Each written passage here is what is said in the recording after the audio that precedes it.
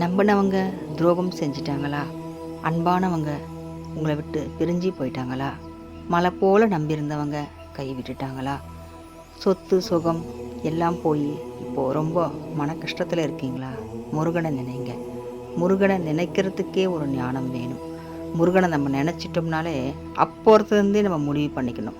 முருகனை நினச்ச அந்த கணத்துலேருந்தே நம்ம முடிவு பண்ணிக்கலாம். நம்ம வாழ்க்கை சீரும் சிறப்புமாக மாறப்போகுது, சீர்பட போகுது அப்படின்னு நம்ம நிச்சயமாக உணர்ந்துக்கலாம்.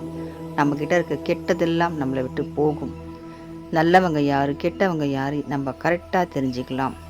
யார் நமக்கு துரோகம் பண்ணுறாங்க, யார் நமக்கு உதவி பண்ணுறாங்கிறத கரெக்டாக காட்டி கொடுப்பாரு. நம்மளோட இருந்து எந்த கஷ்டத்துலையும் நம்மளை கைவிடாமல் காப்பாற்றுவார். நம்மளை கீழே தள்ளி அவங்க சிரித்து சந்தோஷப்படணும்னு நினைக்கிறாங்க பார்த்தீங்களா, அவங்கள நம்ம எதிர்க்கவே கீழே தள்ளுவார். நம்ம மேலே வருவோம். எப்படி மேலே வருவோம் நம்பிக்கை புரியாது.